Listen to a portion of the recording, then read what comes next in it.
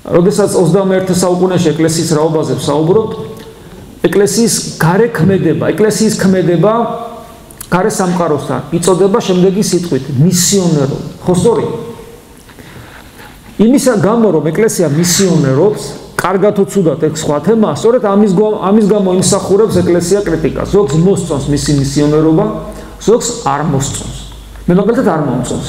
ოღონ როცა არ მოსწონს ვინმეს ეკლესიის მისიონერობა, არ მოსწონს კიდე რა კუთხით. მე ვთვლი რომ ის არის ხშირად უხარისხო, არა მიზანმიმართული, არა მიზანსწრაფული, ხშირად ძალიან გამარტივებული ხელოვნურად, არასწორი, მაგრამ ძალიან ხშირად ეკლესიის მისიონერობა არ მოსწონთ, იმიტომ რომ მისი აქტიურობა აღიზიანებთ. და თვლიან რომ ეკლესია ერევა იქ, სადაც არ უნდა ჩაერიოს, ვეთანხმები ხშირ შემთხვევაში ამას. მაგრამ ძალიან ხშირად ამ სიტყვას არ ვეთანხმები, იმიტომ რომ ეკლესია იმაზე მეტად უნდა ჩაერიოს იქ, სადაც იმათ არ მოსწონს და კიდე ნაკლებს აკეთებს. ანუ ესეთ აქაც უნდა ვიცოდეთ, ეკლესიაზე როცა ვსაუბრობ და მისიონერობაზე, იმიტომ რომ ერთ-ერთი ხო გესმით, ეკლესია რომ დადუმდეს, ეხა ხმა არ მოიყოს და 70-იან წლების კომუნისტურ პერიოდში რო იყო, რომ თავის ტაძრის იქით სიტყვასაც არ ამბობდეს, დღეს ეკლესიაზე არანაირ თავდასხმა არ მოხდებოდა. და ეს კითხვა, აი ქრისტიანობა დღეს და 21 საერთოდ ეს პრობლემა არ დადგებოდა. ეს პრობლემა დადგა იმიტომ, რომ ეკლესია გამოდის თავის საზღვრებიდან, აზრიდან უბრალოდ გამოდის და ის ხმამაღლა რაღაცას ამბობს, ანუ მისიონერობს. სწორედ ამიტომ არის ეს პრობლემა. ესე იგი, როგორ უნდა იმისიონეროს? ჯერ მოდი ესე ვთქვა, ყველგან უნდა იქადაგოს თუ არა ეკლესია. დღეს ძალიან ბევრს არ მოსწონს. ზოგი ამბობს, რომ ტელევიზიაში რა უნდა, პრესაში რა უნდა. იქ საზოგადოების თავსაყრელი. ზოგი ამბობს, აი რატო შემოდიან უნივერსიტეტში? რა უნდა ამ თეოდორეს უნივერსიტეტში რომ დადის, სხვადასხვა სასწავლებლებში.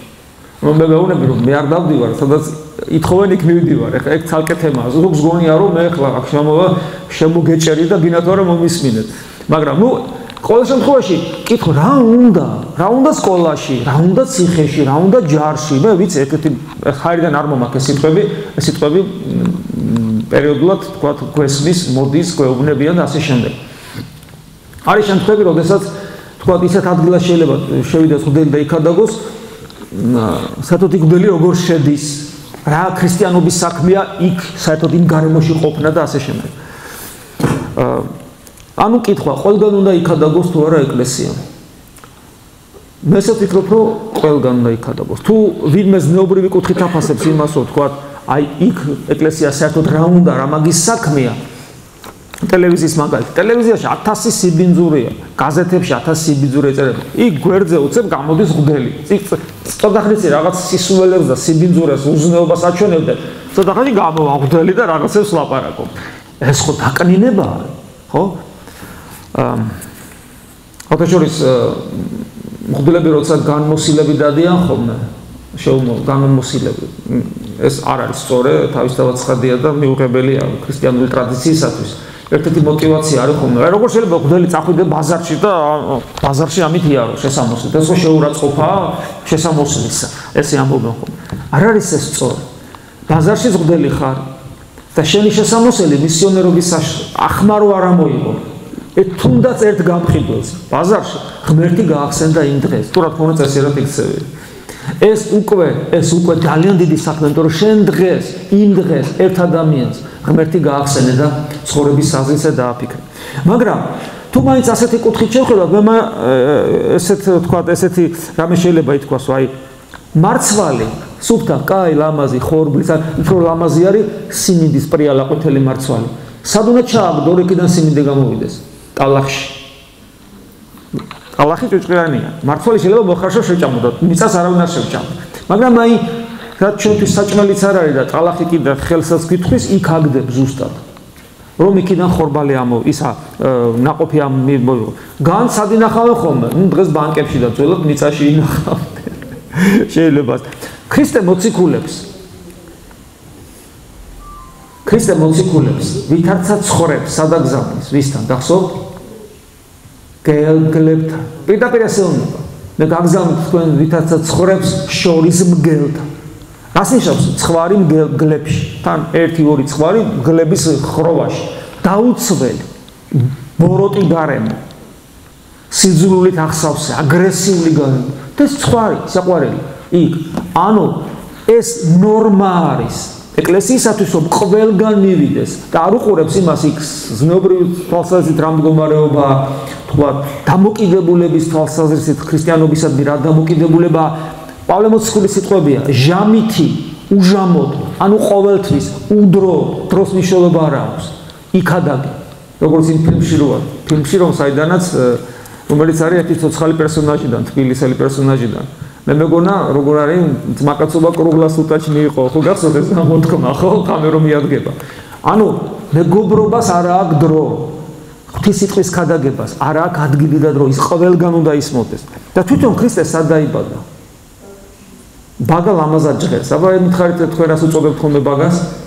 ბოლსელში. ბოლსელში ცხოველია, თავისი ფუნა იქა. ანუ ერთ-ერთი უწმინდური ადგილია პრინციპში, იმიტომ რომ ჩვენ კი გასაგებია ბოჩოლა ლამაზია, მაგრამ ეხლა გარემო სადაც ბოჩოლა ცხოვრობს, ისეთი ხდება, რომ ეგ ადამიანის ცხოვრება არის შეუძლებელი. ნახეთ, აი ცორწეღან ავიხედეთ და ის საოცარი სამყარო დავინახეთ, მისი შემოქმედი სად დაიბადა. ამიტომ ჩვენ არ შეგვიძლია ვთქვათ, რომ რაღაცა ვიუკადრისოთ, სადმე მისვა, მაგრამ ამავე დროს აქაც მაგრამ ქრისტეს სიტყვები კიდევ ერთხელ. ნუ დაუყრეთ მარგალიტს, ძაღლს და ღორს. ძაღლი და ღორი ამ შემთხვევაში ურწმუნო ხალხის სიმბოლოა. ხედავთ, მიუხედავად იმისა, რომ ჩვენ გვევალება, რომ ყოველგან ვიქადაგოთ, ამავე დროს ჩვენ უნდა გქონდეს სიბრძნე და იმასაც მივხვდეთ, სად არ უნდა ვიქადაგოთ. უბრალოდ ყველგან უნდა ვიქადაგოთ, მაგრამ იმასაც უნდა მივხვდეთ, ვისთან არ ვიქადაგოთ. უფალი მასაც ამბობს, რომ სხვადასხვა ქალაქებში რომ მიხვალთ, სადაც მიგიღებენ, ხო მიგიღებენ, ოჯახში მიხვალთ, მშვიდობას უსურებთ, თუ იქნება ეგ სული მშვიდობისა, თქვენი მშვიდობა იქ დარჩება, თუ არა და რომ გამოხვალთ თქვენმე წამოყვებათ. და სამომავლო ქალაქშიც მიგიღებენ, ხო მიგიღებენ, თუ არ მიგიღებენ, თქვენიც კი გაიფერთხეთ. და სოდომ გომორი უმოლხინეს იქნება, უფრო კარგად იქნება საშინელ სამჯაროზე, ვიდრე ის ქალაქი, რომელმაც ქრისტეს სიტყვა არ მიიღო. ეს ძალიან მძიმე განაჩენია. ანუ ამით წარმოაჩენს უფალი ადამიანის ან საზოგადოების მდგომარეობას, იმ მდგომარეობას, რომელიც დასტურდება ქრისტეს უარყოფით. ანუ ქრისტეს უარყოფა, ქრისტეს ვერ მიღება, ქრისტეს ვერ განახვა წარმოაჩენს ადამიანის ან საზოგადოების შინაგან მდგომარეობას. ანუ რა მდგომარეობაა ეს? ეს არის მდგომარეობა, როცა მათ ღმერთთან ყოფნა არ ძალუთ, არ შეუძლია ღმერთთან ყოფნა. აი ამ მდგომარეობას წარმოაჩენს. ამიტომ ესე იგი ერთი მხრივ ჩვენ ყველგან უნდა ვიყოთ და მეორე მხრივ უნდა ვიცოდეთ, ვისთან არ უნდა ვთქვათ. ქრისტე ბევრს ქადაგებს, მაგრამ ხანდახან დუმს. გაიხსენეთ იროდისთან რომ მიიყვანეს, გაიხსენეთ პილატესთან ზოგ შემთხვევაში პილატესთან საუბრობს. მაგრამ ზოგ შემთხვევაში დუმს. იროდისთან საერთოდ ხმა არ მოუღია. იმ დონეზე რომ იროდის უყვირდა კიდევაც, ხმა საერთოდ არ იღებდა. რატომ? იმიტომ რომ სადაც გაინახავ, რომ შენი სიტყვა, რომელიც არის მარგალიტი, რატო მარგალიტი? იმიტომ რომ ეს ღვთის არის. იქ როგორც დაეცემა ისე, როგორც თქვა, მარგალიტი დაეცემა, შენი სიტყვა ისე დაეცემა, თქვა, მსმენელის გულთან, როგორც მარგალიტი დაეცემოდა ძაღლთან და ღორთან, იქ ხმა არ უნდა მოიგო. ესე სხვათა შორის ზრუნვა იმ გოჭუნიას, იმიტომ რომ უფრო მეტი სასჯელი არ მიიღოს შემდგომში.